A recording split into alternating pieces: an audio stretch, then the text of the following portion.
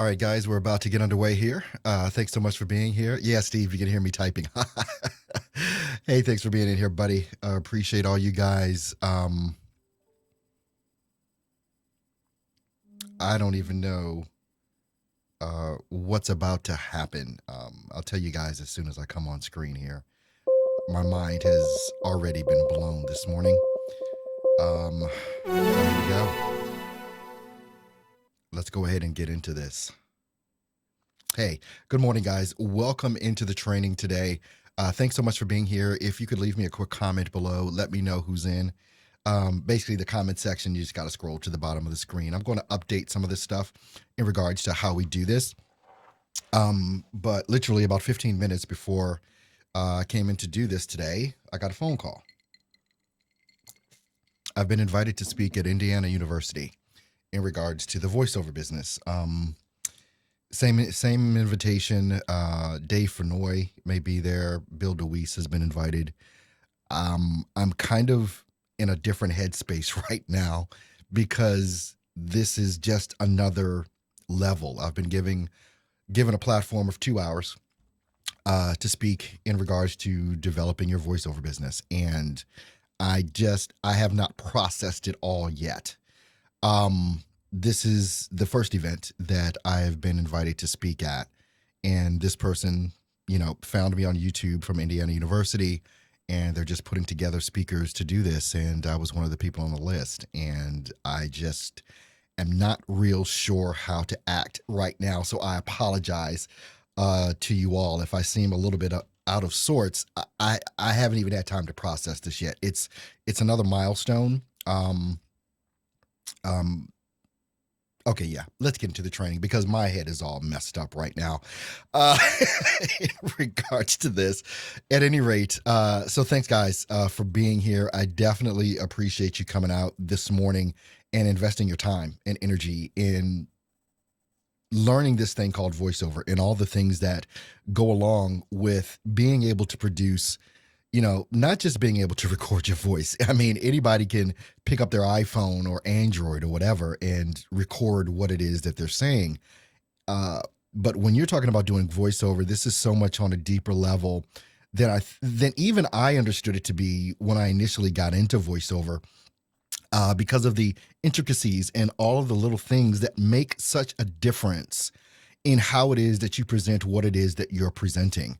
So as we're going to be doing on the second Saturday of every month, we're going to be talking about your audio editing, your mastering, your DAW, your equipment, all the gear and stuff that makes it possible to do what it is that we all love to do, which is voiceover. I'm sorry, another pop-up here. At any rate, all right, and let me just see here. If you have not connected with me on Skype, you want to make sure that you do that, and we'll be taking numbers on Skype for that. So that was a call coming in from someone who has not followed the instructions. Let me just type this in here to make sure this person gets into the stream here.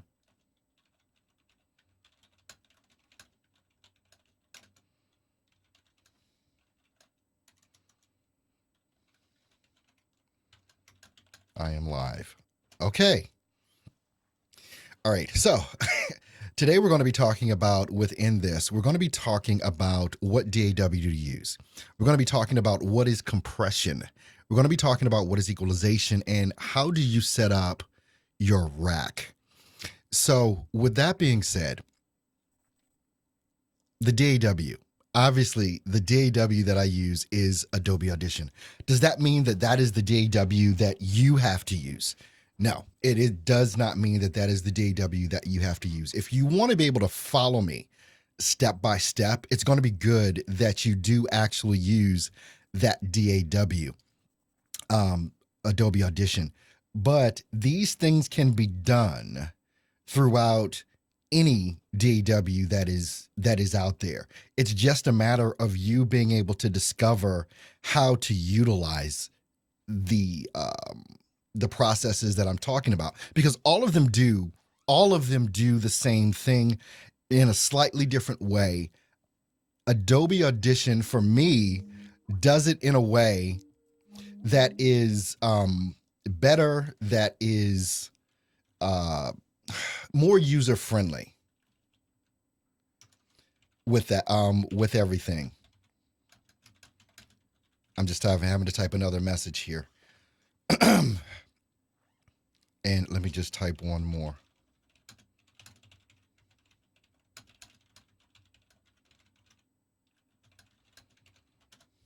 Okay. Just that sometimes you have to be kind of stern when you're talking to people with that. But anyway, some of you out there and a lot of you, when I look at the survey that I put up on Steps to Voiceover Success in the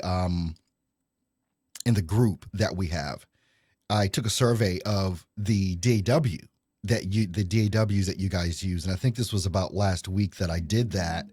And no, do not call in. I'm not sure who's calling in and why, but no, do not call in. We're not ready for calls yet, but thank you. So I took that survey and discovered that most people are using either. It's like it's neck and neck. Adobe Audition, Audacity, Adobe Audition, Audacity. It was neck and neck with that. And so luckily I know both of them. Obviously Adobe Audition is what I was going to say a master at. I'm a Padawan trainer, a Padawan when it comes to this. I'm not the Jedi Knight yet. When you want to get to Jedi Knight status, and this is water, not gin or vodka, by the way. When you get to Jedi Knight status, you're talking about, you know, the guys out there like Mike Russell, with music, radio, creative, and things of that nature. One of the first things that I think is important to understand about developing your presence in regards to how you develop your audio in with your voice. You lay down your voice and now you have to process all this gear or process all of this audio that you've been recording. One of the things I think people get confused about is actually what compression is. What is compression? How does that work? Because it was something that I was confused about. If you're confused about compression, let me know in the comments. Yeah, compression just confuses the crap out of me or whatever. If you do not really understand what compression is, let's have that conversation, because it's one of the things that I'm seeing that a lot of folks just don't understand when it comes to developing their audio. And everybody, especially when you're new, self included, you overprocess everything. And when I first started out, and I go back and listen to some of the early things that I did when I first began in voiceover and was just learning these things, I thought stuff sounded good, but it really sounded horrible now that I go back and listen to it. And so it's always good. Keep a record of everything that you do so that you can always go back and say, man, someone paid me to do that type of thing. But basically, compression, all that compression does to your voice, it makes the loud parts quieter and it makes the soft parts or the quiet parts louder. And it tries to bring them up to around the same level so that you've got an even audio and a better listening experience if you don't overprocess the audio. Now, there are reasons at times to overprocess. It just depends on an effect that you might want to do or whatever. So what I'm going to do here is I'm going to share my screen. Tanya's saying she's so new to this, I don't know what compression is. All right, we're about to show you. I'm about to take you through a little tutorial here. Says whom, you must be doing something right, huh? Oh, thank you, Steve, for the congrats, and also Justin Erd. All right, let me share my screen, and I'm going to bring up Adobe Audition on my screen here, and let me just go ahead and share. And let's do this here. I want to share Adobe Audition. Here we go.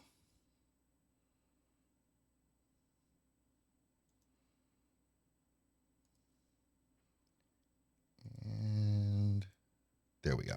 All right, so now I can just transition this over. The screen is kind of small, so let me just make this a little bit larger to kind of bring that in here. And we can transition over. Okay, this is basically when you open up Adobe Audition, at least for me, this is basically how I have it set up to open. So what I'm going to do is I'm going to open a multi-track, and we're just going to call this test. And some people record in basically just a mono track, which is fine. I have a tendency to always record in multi-track, in the multi-track session, because just for me, for the way that I do a lot of things, I'm always accustomed to adding background music, and I want to do side chains and some things like that with that. And I know maybe you don't even understand what I'm talking about, but believe me, I'm going to demystify a bunch of this for you. So let me just do a little bit of a walkthrough here. There's going to be some things that you don't have, or excuse me, there are going to be some things that you can't see as I'm showing you, just because of the interface and how it works. It doesn't show pop-ups. So what you can do is, if you're watching me on your phone, or if you're watching me on your computer, maybe you've got a laptop, maybe you've got a phone, or whatever, and you can pull this broadcast up and watch it there, and then pull up your DAW, especially if you've got Adobe Audition, pull that up so that you can follow some of these steps with me and maybe get a much clearer and better understanding of what's happening and what's going on. Because unfortunately, it's not going to show the pop-ups, which is going to show the actual thing a lot of times that I'm showing. So what I want to do first here, if this is your first time seeing Adobe Audition, one of the things that you may have to do is tell Adobe Audition what mic it is that you want to use. So basically that's what I'm doing up here first. I'm saying I want a mono track, and I want to use basically this microphone that I'm talking on now. This, and you can't see it, and I understand you can't see it with that, but basically, and this up here is where you select. Let me just see, this here is where you would select your microphone. And hopefully you've already done all the setup process when it comes to Adobe Audition or whatever DAW you use, to go ahead and select the microphone that it is that you want to use. But because I have an interface that I can accept, up to 8 different microphones, and you may have one like a Focusrite 2i2, you've got 2 microphones, or you may have, if you've got 2 microphones plugged in, that you'll be able to use. But at any rate, you want to always select the mic, whether you're recording in multi-track or whether you're recording in a mono track. And what I mean by a mono track, let me just open up a mono track so that you can see that. So I'm basically going up to File, New, and it's just going to be a new audio file. And I'm just going to call this one Test 2. And so this is basically in a mono track. This is how most people record, in a mono track within Adobe Audition. And what you do with that is basically you just hit record and you start talking, and this is the waveform that comes up. And so you can kind of see this and how this works. So now what I want to show you with this as well, I'm going to stop this here, and I am going to delete all of this. I'm going to go back to the track, and I'm going to record a simple voiceover, and I'm going to let you hear how all of this sounds after I record it. Hi, and welcome into Earl Hall Studio. Thank you so much for being here. We're going to have an outstanding lesson on today. Okay, so there's basically the waveform that I just created with that. So now what I want to do is I want to let you hear this. So let me back up. And what you'll notice is I'm highlighting a portion here. This would be noise, basically. And whenever you're doing a recording, especially if you're not using a DBX286S, which I'm going to get into in a moment here, you may have some noise. And you'll see that noise referenced as basically little waves here. So you always want to record, I'd say about 5 seconds of room tone before you start recording. Because what that'll do is it'll give your DAW a baseline for the noise that it may need to take out later. So whenever you're doing a recording, you want to start with about 5 seconds of you saying, don't move. You just want the room noise so that you can get that tone and you can go back and take it out later. So let's take a listen to this audio, And I'm going to play this and let me know if you actually hear this. Hi, and welcome into Earl Hall Studio. Thank you so much for being here. We're going to have an outstanding lesson on today. Okay, so just stop the audio. Let me know in the comment section if you actually heard that. I just want to make sure that you're able to hear what it is that I'm doing within Adobe Audition, because there's going to be some drastic changes in this audio. So if you were actually able to hear that, what I just played, let me know that in the comments, please, as quick as you can. And I'm just doing a couple of little refreshes here, because I want to make sure that you guys heard that when I played it back. Someone just tell me relatively quickly here. Crystal. Okay, thanks a lot, Steve, for letting me know that. All right, so now, compression. How does compression work? What you want to do over here is basically in this area here is what would be considered your rack. And we're going to get into setting that up a bit later. But what I want to do is kind of show you the fundamentals of how compression can actually work. You can kind of see here, this is a high peak. We've got another peak here, but basically this is the highest peak. So I know that the highest peak that I have is somewhere around -1 dB. And I can just tell that by looking over here and seeing the -1. So it's kind of peaking about right there. Now, when you want to just let's use some simple compression. And you can go up to the effects rack, and you've got amplitude and compression under the effects rack. And I'm so sorry you can't see this, but my mouse is actually going over some things. But when you go back and watch this video and you open up your Adobe Audition with this, you'll be able to see what I'm talking about. And I don't know why this does not pick this up. It's just completely crazy to me. It's on my screen and I'm sharing my screen, but it's not picking it up. But anyway, all right, so you would go up to your effects rack, and in the effects rack, you would have amplitude and compression. And within that, you've got a lot of different things that can happen with that.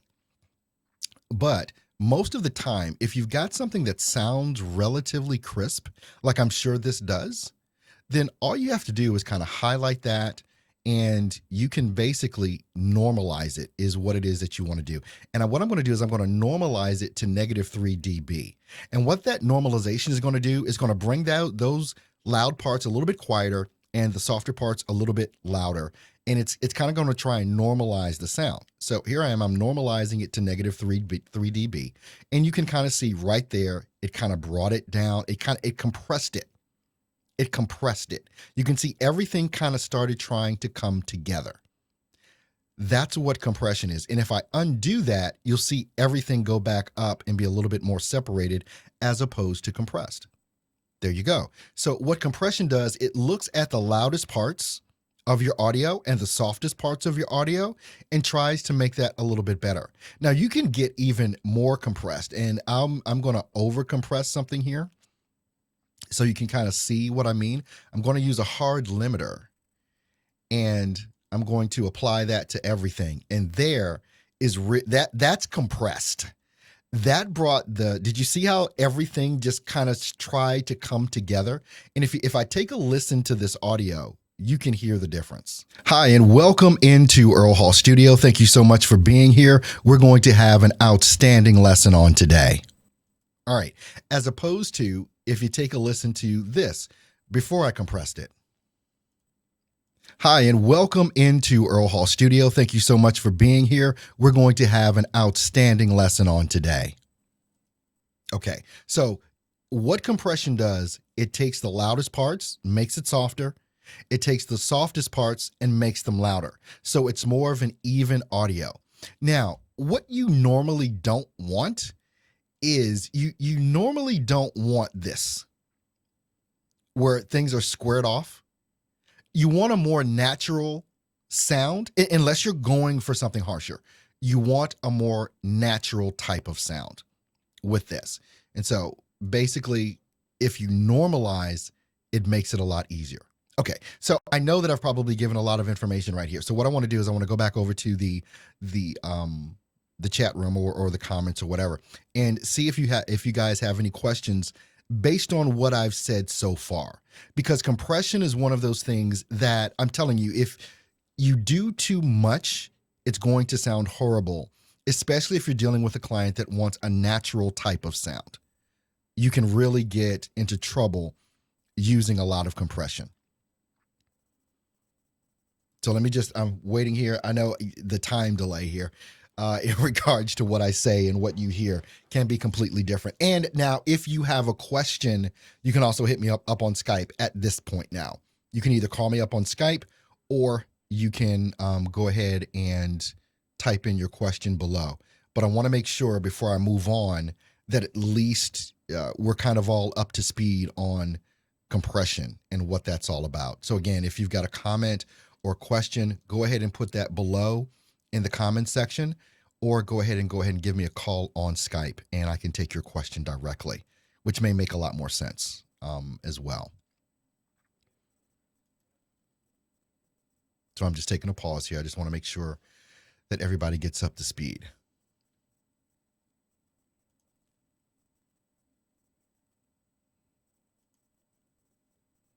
And what do you use compression for? This is a question. What do you use compression for? Compression is used, and I'm thinking more so in the realm of whether it's a commercial or even it could even be for an audio book, because the level that you're speaking, this is how compression can help. If there's a part that you have to whisper,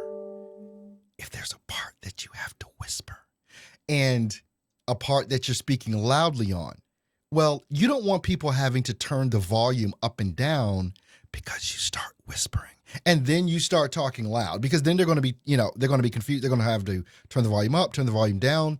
What compression does is helps with that to keep that volume level at the same decibel level or closer to the same decibel level. And if you take a look at, if I do the redo here, you can see how it brings everything closer together in volume. And you can say that, you can even use it as a term for compression. It brings the volume levels closer together or more in line with one another, is how you can look at that. All right, I'm just going back over here. I'm just going to do a little simple refresh and see who comes back in. All right, Steve is saying, you're right. We all do too much initially. Do you hard limit for radio imaging? It depends, Steve. I may do some hard limiting, but it depends on the spot. Most times I don't. What I will show you is what I normally do. So let me go back here and let's see. One more question came in. It says, Justin is asking, okay, when I hit normalize, there's a pop-up that comes up and asks to set percentage or dB. Just set the dB, and you want to set the dB to -3, not 3. It's -3. That's normalizing. That standard of -3, normalizing to -3 is industry wide. And so when you send out an audio file to a client or whatever, you can ask, but normally if you normalize all of your audio to -3 dB, it'll be fine, because that's normally what it is that they're looking for. Okay, I'm going to do a little refresh and see if there's any more questions with that, and see what else came in. And you can send me, and by the way, if you're on Skype, you can send me your questions on Skype as well. I guess I forgot to say that. You can send me the questions on Skype. It'd actually be better if you send me your questions on Skype than here at the bottom for the comments, because Skype will be immediate for me. But I'm going to monitor both. But this is the first time we're using this system to do this particular class. So working out some of the kinks with basically the best way to communicate. But again, if you want to call me on Skype, you're more than welcome to do that. And we can have a conversation about what you really have a question in regards to audio production.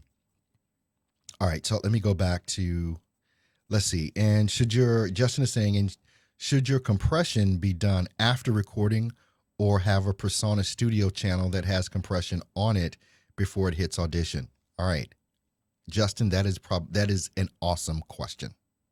That is an awesome question. And I'm going to show you how that works. All right. So we're sitting here. It is let me just take all of this compression off of here. All right. It is always better if you've got the gear and understand how to use your gear, like a Personas or what I use, which is I've got a chain of my DBX 286S and then also my Focusrite, and then that goes into my computer. It is always best to do the processing, especially the initial processing, before. You don't want to over process. You notice how when you're looking at my recording, there's no noise here. This is because I'm doing it pre-recording. I'm taking out the noise before the noise gets to Adobe Audition because I'm using a DBX 286S. Now, what I'm going to do is show you the difference. And you may even be able to hear this as I turn this off. I'm going to turn the processing portion of my DBX 286S off.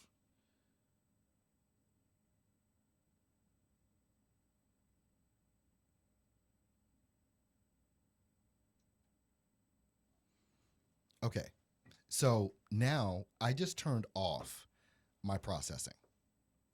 The only thing that you're hearing right now is unprocessed audio. And I'm going to do a record.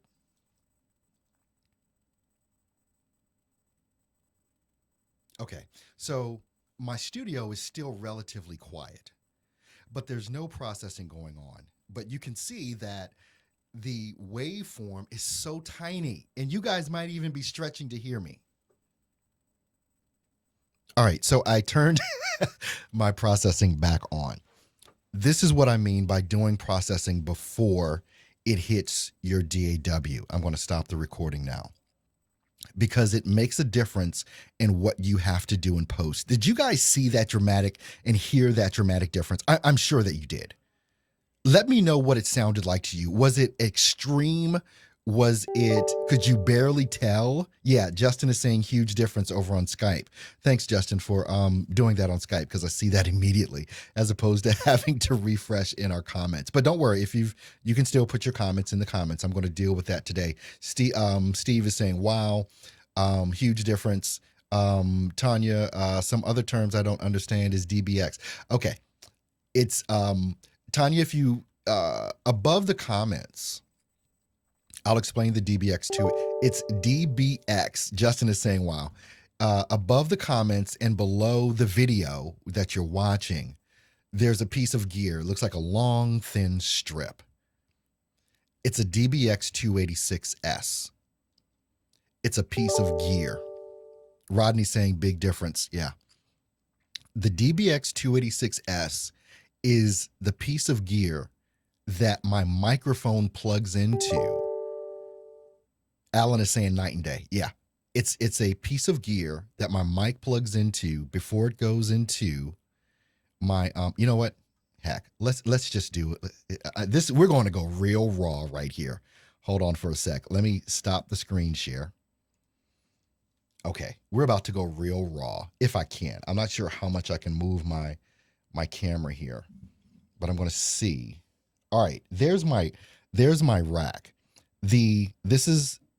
I've got 3 different DBXs because I've got a couple of different mics. So this is the DBX 286S, and you can see the little light going on because it's processing and all that kind of stuff. And so this handles my audio before it gets to my Focusrite, and then my Focusrite goes directly into my computer. That's the chain for my audio. I would not be able to do what I do, and I'm sorry about this transition here. I would not be able to do what I do without this piece of gear. Now, when you're looking at buying gear, the number one suggestion that I have after your microphone and before even like your Focusrite is the DBX 286S, because it handles everything that needs to be handled. Now, what does this look like in actuality here? And I wish I could, do I have a box? I was wondering if I had a box. I could kind of show you better. Let me try and pull up an image here, and I can kind of show you. Yeah, I can probably do this on Google. I'm just going to pull up an image, and I'm going to explain the DBX286S to you and why this is such a magical piece of gear. And it's like a godsend, especially for the home studio. Not having this is going to increase your workload. It's going to make what you have to do so much harder as opposed to if you had it. All right, so I've got an image here. Let me go ahead. I'm going to share the screen again, and this is going to be what the DBX286S looks like. And I can kind of explain some of the things to you here. All right, so we're going to transition this over. All right. Let me see if I can make that a little bit bigger for you too, to kind of zoom in and get a closer look at this. All right, I think this might be a little bit better for you. All right. And hopefully you're watching this on big monitors at any rate. All right, so when, actually I might be able to make this just a little bit larger. Okay, there we are. This is the front of the DBX286S. And there's obviously a back part to it, but the back part is where you plug everything in. You plug your microphone in, and then you have another cord that comes out of the DBX286S into your, whether it's a Focusrite, whether it's a PreSonus or whatever, your interface, your audio interface. So in your chain, after your microphone, this would be the first thing that your microphone plugs into. And I have 3 ones, and you saw I've got 3 different ones. It's because it handles one mic or one instrument or whatever. You can't plug multiples into this. It uses one thing. All right. The first part to this, and I'm pointing here, okay, is your gain. This is how much you want it to go in. Justin is saying if you click on the picture below it, will take you to Amazon. Exactly. I've got links to it if you want to pick one up. I'm an Amazon affiliate, so if you pick one up, I can get a little bit of credit for that, and I appreciate that. You don't have to, obviously, but I just thought it'd make it easier if I put that image there so you could see it. So if you're on the page and you're watching this, just scroll up under the video and you'll see the image of the DBX286S as well. And it might be a little bit bigger for you there. The first button here is the gain. The gain is basically your volume. How much of the mic do you want to have input? The more to the left it is, the softer. Obviously, the more to the right it is, the louder. Depending on the mic that you use, you're going to have to adjust this, okay? And these buttons here, the yellow and the red, this is going to show you when you're talking into it whether you're clipping. Clipping means it's too loud. So if it clips, it's too loud, and you need to turn it down. Then you've got your phantom power button. The phantom power is for condenser microphones. This microphone that I'm using right now is a dynamic mic. It's not condenser. So I don't have the phantom power on. On my second DBX 286, below this one, it is connected to my Neumann TLM103, which is a condenser mic. So I do use phantom power on that. All right. After that, you've got the drive and the density. That's your compressor. That's your compressor. It's almost like when you use this, the drive, how much are you going to put in there? The density is how thick do you want that form to be? If that makes sense. The drive is, I want to turn this up. The density is how thick is it, is basically how I look at it. You may have a different way of looking at it. Then you've got your de-esser over here. The de-esser, the frequency, there's a frequency that are S's, that S sound. Women, females, you want to have this higher. You want to have it up towards maybe the top, more towards the top. Guys, more down towards the 9 o'clock position as opposed to the 12 o'clock position. The threshold is how much of that how much of that frequency do you want to leave in or take out? The higher you turn this threshold knob, the more of that S is going to come in. The lower, the less of the S is going to come in. Men and women want to use that differently. Now, obviously, in your DAW, you have compressors and you have de-essers. But right here, guess what? You can handle this before it even gets to your DAW.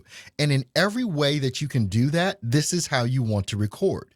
You want to do most of the processing before it gets to your DAW. The enhancer is basically your highs and lows.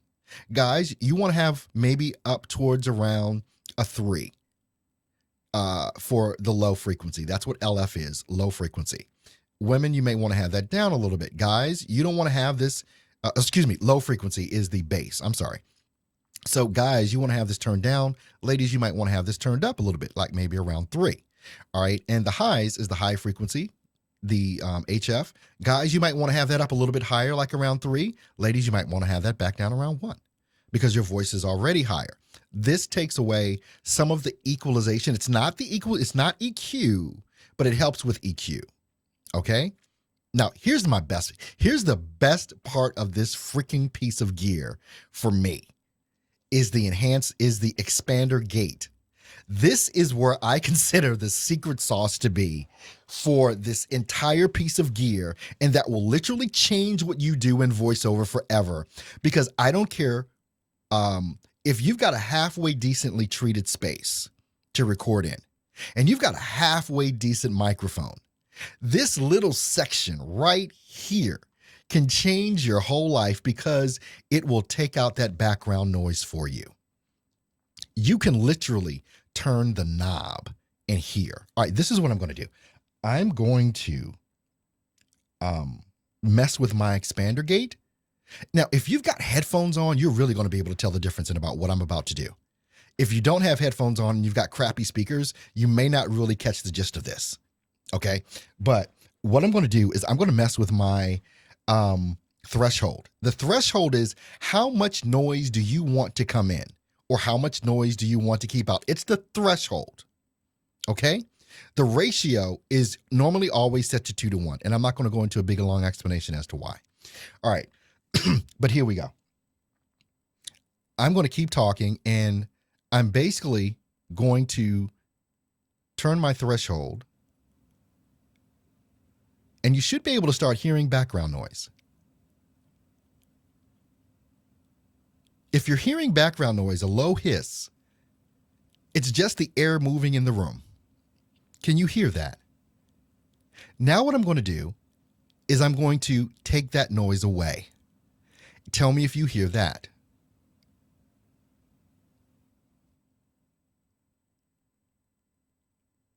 Did anyone hear the drastic difference? I've got headphones on, obviously, so I can hear it.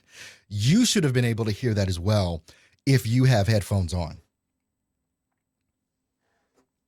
I'm interested to see if anyone was able to catch that. I'm going to do this one more time, and I'm going to be completely quiet, and you're going to be able to tell the difference. Actually, if I talk and do it at the same time, okay, I'm going to open the threshold up, and you should still, right now, there should be a difference in my voice.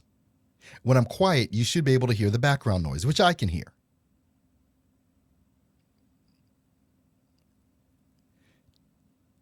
Now I just turned it off. Now if I give you a visual representation of this, hold on one second here. I'm going to change my what you see on the screen. We're going to go back to Adobe Audition. This is where you're really going to be able to see it, is right here. All right, so I'm going to delete this part that we just recorded. And actually, I'll go ahead and delete this here too. Now what I'm going to do is start recording. And on my DBX 286S, I'm going to show you visually exactly what it is that I'm talking about. So here we go. I'm going to be quiet, press record, and you're going to see what happens in my DAW. Right now, my threshold is very high, so it's not letting in any noise, but here we go.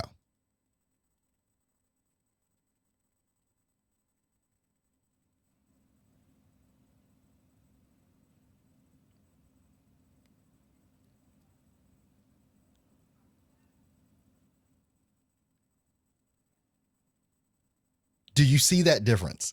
Okay, I'm going to stop right here and let you visually see it. And I'm going to zoom in on my window so you can see it a little bit better.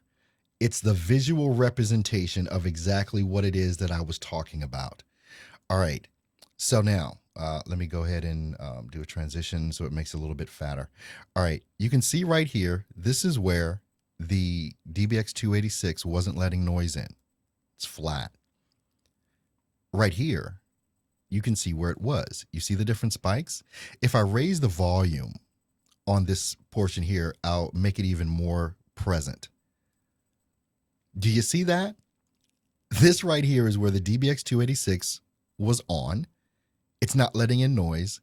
This is where I started turning it down. And you can even see it kind of gradually goes up as I was turning it off. And then it gradually goes down as I was getting it back. This is the power of using this piece of gear, the DBX286S. I don't know how else to sell this to you, but that, if that doesn't show, and that's why I said that's where, for me, the secret sauce is in the DBX286, is in that little portion of the expander gate that takes away that background noise, because it's the main thing that so many people ask about in these different trainings is, or on YouTube. It's one of the questions that I get all the time. How do I get rid of background noise? How do I get rid of background noise? You get a DBX286S. That's how you take care of your background noise, dude. Ladies and gentlemen, that's how you do it. There obviously are ways that you can do it within the DAW. Like, for instance, remember I said you always want to record, about 5 seconds of just your room tone if you're not using a DBX286S. So let me show you kind of how that works as well. All right. So if you were doing this, and you had no DBX286S, and this was your room tone, this was actually your room tone that you had to get rid of, there's a way to do that. So when you record that 5 seconds of room tone before you start talking, basically what you do is you just highlight it. You highlight that room tone. And actually, this will be a better representation. Let me, let's do this. Let me do a little recording here. And I'm going to utilize my DBX286S. I'm going to turn it off, and I'll show you how to use your DAW to do it. All right, so I just turned off the DBX286S. I'm going to record about 5 seconds of room tone.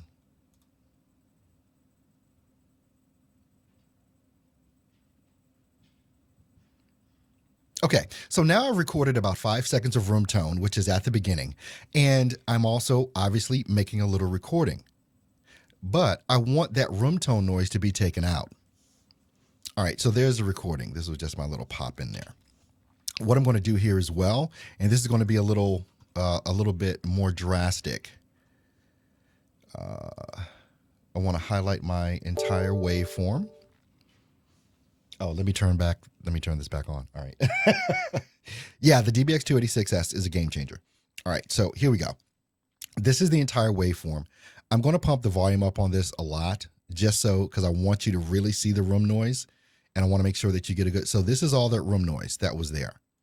All right, so to take out the room noise, or the background noise, which is completely through the entire audio file, which makes it sound worse, because you've got that room tone all the way through, right?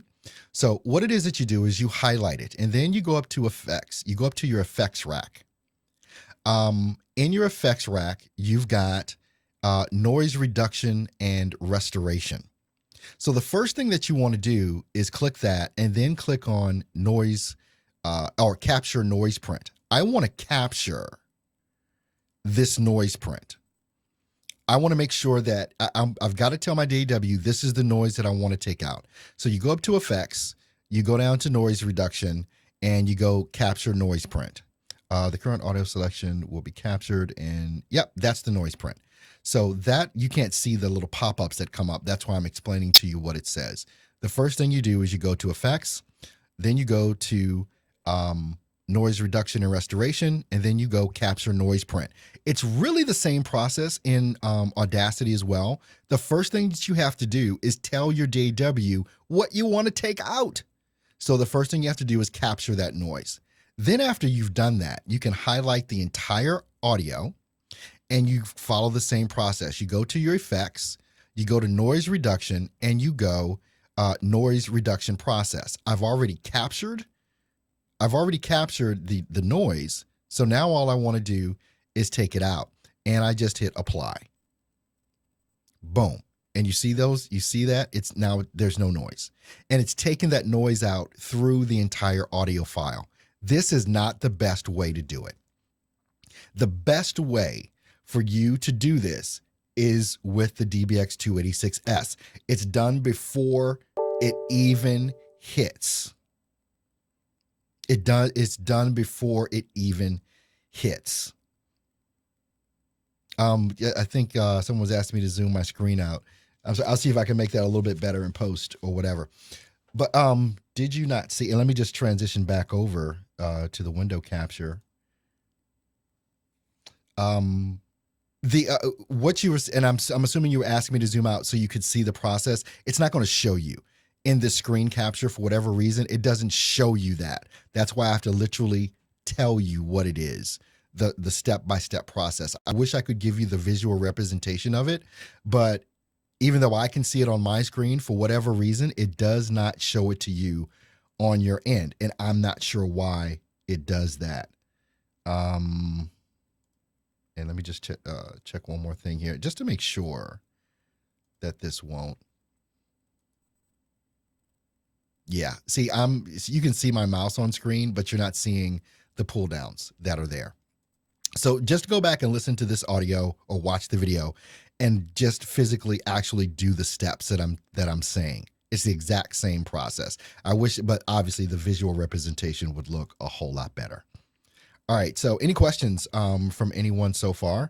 I'm going to go back over here and I'm going to do a little refresh over in the class section here. Alan's got it. Okay. Now, equalization. Equalization is all about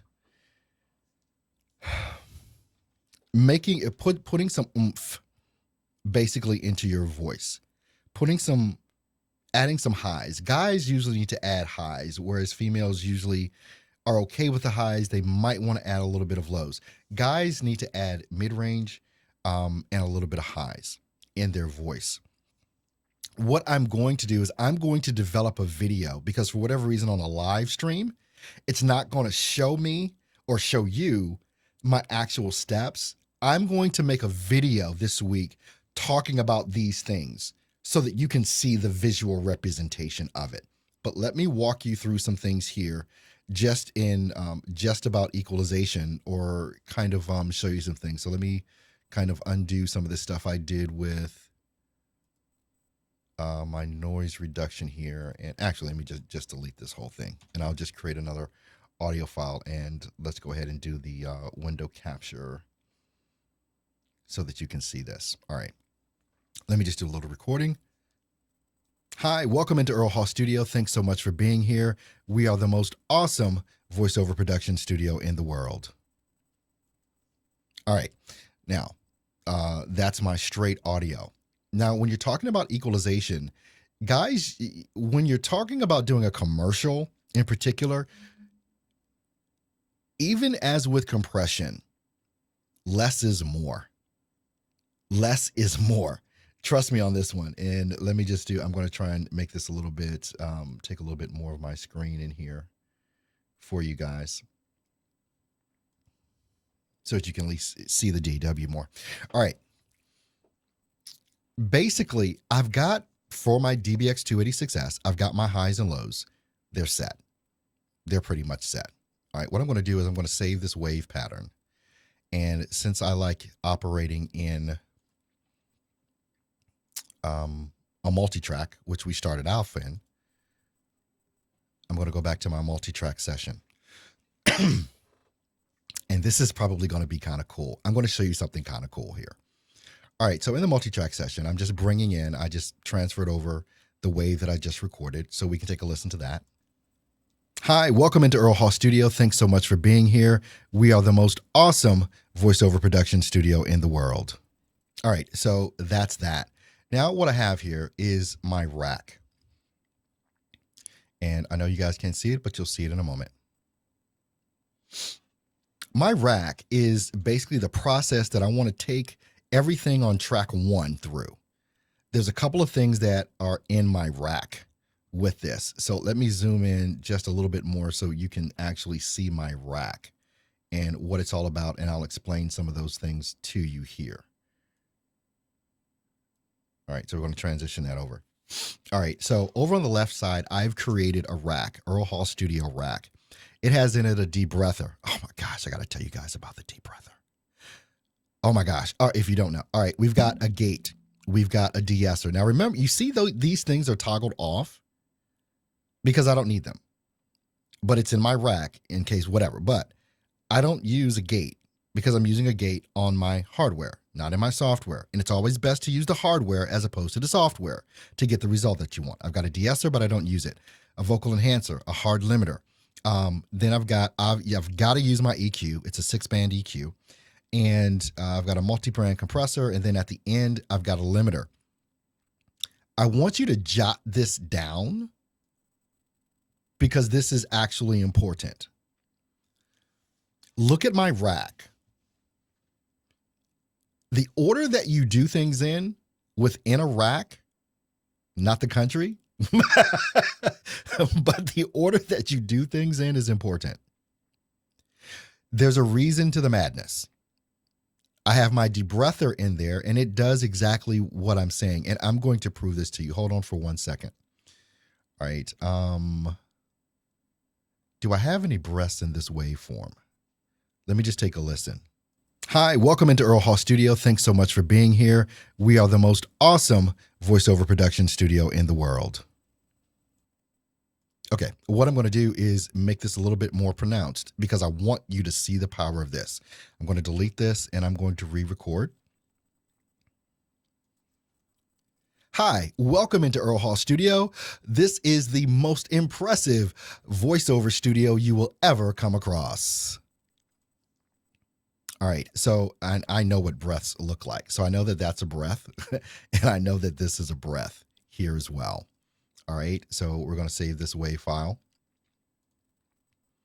And we're going to go back over to the track here. All right, so with that, let me I can take all of this off here.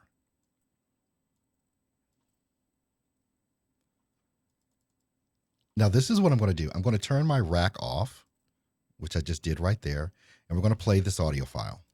Hi, welcome into Earl Hall Studio. This is the most impressive voiceover studio you will ever come across. Okay, now I'm going to turn my rack back on. Notice what's different. Hi, welcome into Earl Hall Studio. This is the most impressive voiceover studio you will ever come across. Okay, the debreather caught the second breath, but it didn't catch the first one. Let me figure out why. And I'm going to open up my debreather, and all I have to do is change a setting or two, and it's going to take care of that for me. I wish you guys could see it, but you can't. So let's listen again. Hi, welcome into Earl Hall Studio. This is the most impressive voiceover studio you will ever come across. It caught that second breath. I did go a little bit overboard on, on that breath recording. Let's try it again with a more natural type of thing here. All right, thanks so much for tuning into Earl Hall Studio. It is the most impressive voiceover studio that you will ever come across. All right, so I've got two breaths. I've got breath here, and I've got a breath right there. You just begin to know what breaths look like in audio form. It's crazy. There's a lot of things that you just get to become accustomed to seeing, and you know exactly what it is. All right, let's just go back over here to the rack and play it now. All right, thanks so much for tuning into Earl Hall Studio. It is the most impressive voiceover studio that you will ever come across. Okay, I just breathed naturally, and you notice you heard no breath.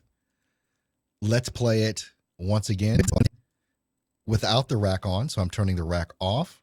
We're going to play. Hear the difference in the tonality. Hear the difference in a lot of the things that just listen to the difference. This is unprocessed right here. All right, thanks so much for tuning into Earl Hall Studio. It is the most impressive voiceover studio that you will ever come across. Rack on. All right, thanks so much for tuning into Earl Hall Studio. It is the most impressive voiceover studio that you will ever come across. All right, so the two magic pieces of stuff The DBX286S and this deep breath mono is the best plugin that I have ever had because it takes care of the breaths. When you're doing a commercial or whatever, you don't want to have breaths in your commercial. You're going to have to go back and edit those out. This plugin takes all of that away. All right, guys. I've thrown a lot of information at you in this hour, and I want to open it up right now for Q&A. If you want to get the DBX286S, obviously you can get it right below. You can just click on it. In a next session, I'm going to go through eMastered with you because it's an important piece, but I never like to go over an hour with these trainings because they can get a little long. Let's go over to, and let me just close this out so we can actually see each other, or you can see me. I can't see you. Let's just go back, turn off the window capture. Hey, I'm back. All right, let's go over to Skype. We've got a couple of things coming in on Skype. Let's see, what was that? Huge difference, Justin said. If you click on the picture below, okay, I saw that. Alan had a couple of things, night and day difference. That's a game changer. Okay, let's take a look at Tatum. I've heard it. I had to put my headphones on to experience the difference. Yes. And let's see, Scott. Got one, works great. Okay, he's got the DBX286S, and Rodney was saying what a big difference it was over there. So I was just looking at the comments over on Skype that were coming in. And let me do a little refresh here. It's Q&A time. If you want to call me, if you've got a question you want to pop in, go ahead and do that. This is the Q&A section, and I will stay on as long as you like for Q&A. All right, I'm looking at the comments now. Tanya saying, you mentioned processing order is important. It is hard to see the options on the screen. Okay, what is the order? All right, so let's go back here.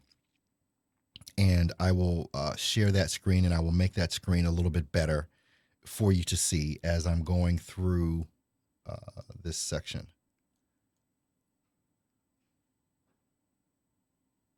And just make it a little bit bigger. And then I can transition that over. All right, that's my order. Going back to talking about the order, for instance, you don't want to have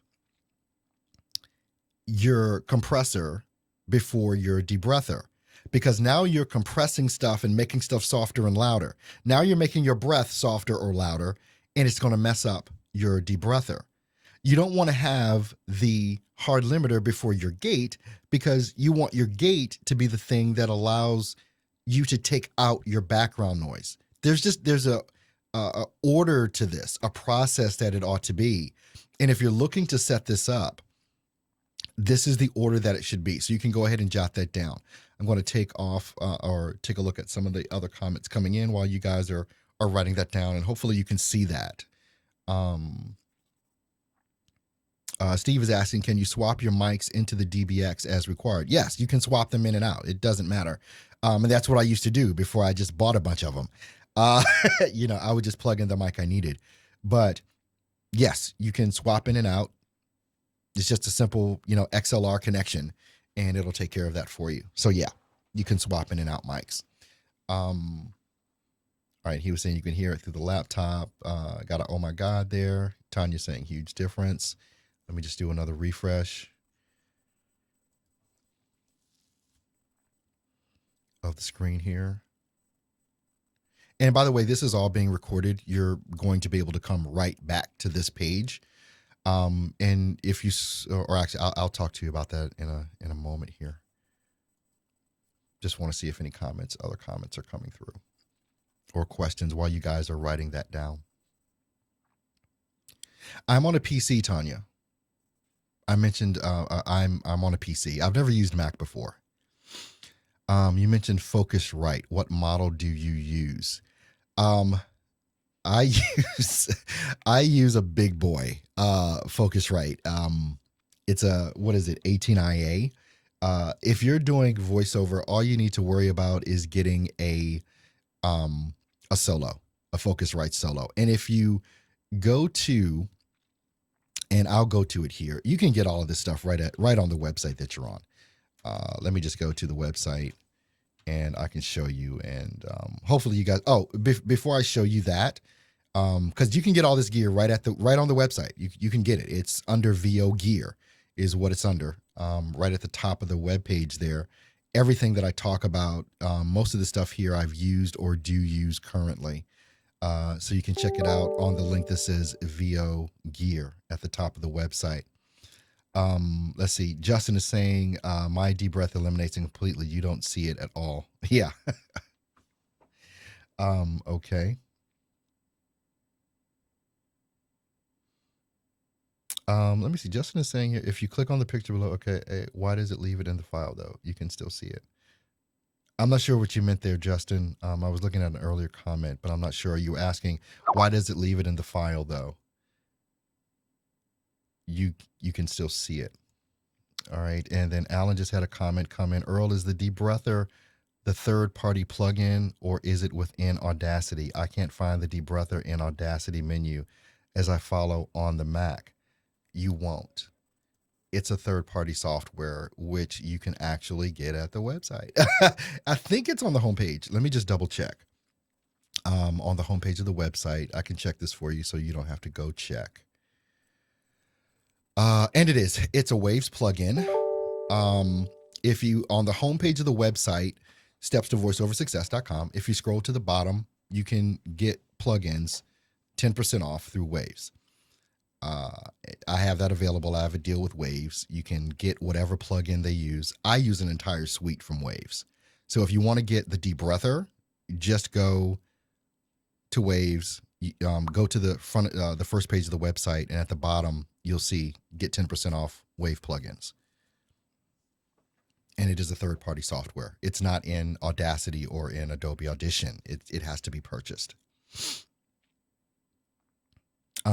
I've had people say, now I have Audacity on my system, and I've used Waves plugins with Audacity, and I've heard people say that they've had issue with using Waves plugins with Audacity.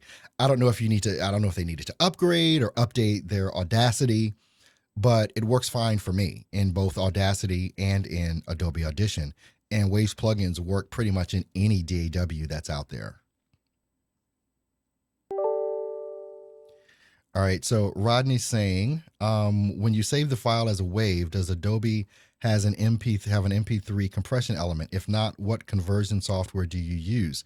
Adobe Audition, you can save your files as MP3 or WAV or whatever. So you don't need any conversion software. Adobe Audition will save it in whatever file format that you want or that your client wants.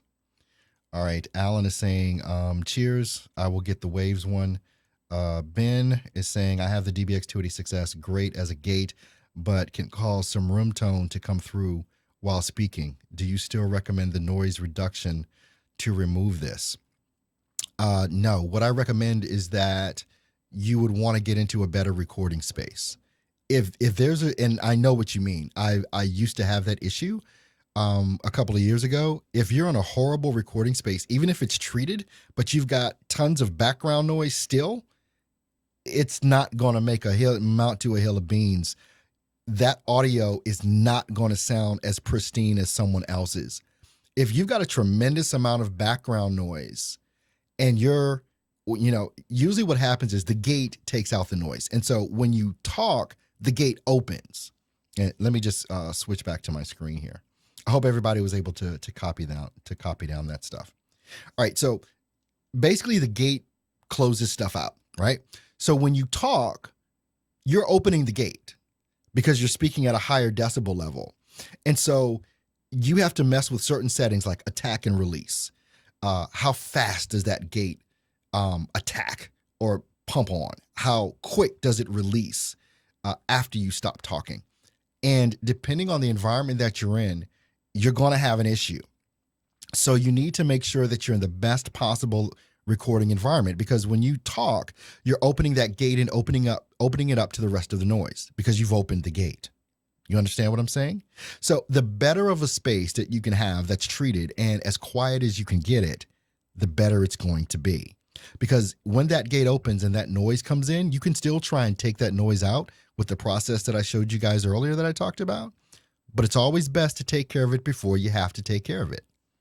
That's why it's better to use hardware than software, because the hardware is going to take care of it before it gets to your DAW.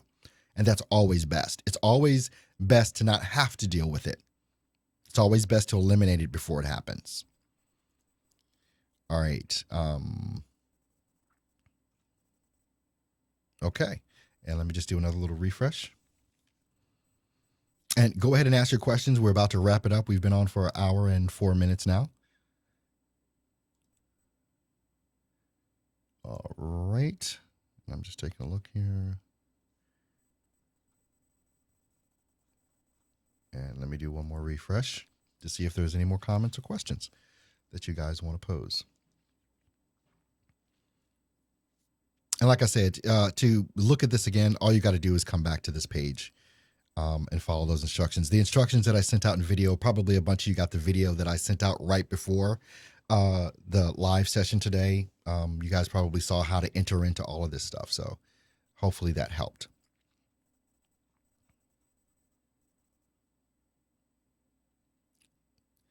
Okay. All right, guys. All right. Thanks so much. Like I said, this has been recorded and you can go back and take a listen. And don't forget the webinar that's coming up on Tuesday. Justin is saying, damn, wish I would have seen this about 6 months ago. Yeah, I remember having that same thought, Justin, a couple of times with that. But any questions that you guys have or any comments after the fact, those of you that came in later and you've got to go back and rewatch the video, it's going to be right on this page. So just watch it right here. As soon as it's done processing, then it'll be right here available. Any comments or questions that you have for this lesson, this is where you put them, right on this page. Nowhere else, not in the group, here. If you're watching this video, then I get notifications of who's leaving comments or questions, so always put them right here. Thanks so much, Alan. He's saying on Skype, excellent class, Earl. Thanks, and see you for Tuesday's class. Have a good one. Tuesday's the webinar. Tuesday night, 7 p.m. Central is the webinar, and I'll probably be making a video a little bit later today because I've got some things I even want to say in regards to that. So let's see. Justin is saying, you're more than welcome, Justin. I appreciate you guys all for being here. Again, this has been recorded, so you can go back and watch the replay as soon as everything gets processed or whatever. So it should be about maybe 30 minutes, and it should be ready to re-air with that. All right, guys, am I on screen? Yes, I am. Okay. I was looking at so many different things. You guys have an awesome and amazing Saturday and an awesome and amazing weekend. And I will see you guys hopefully on the webinar on Tuesday. And I'm going to have some great information to give out on that. And through the weekend, I'll be sending out some information as well. So you guys have an awesome one. I'll see you guys soon. Bye-bye.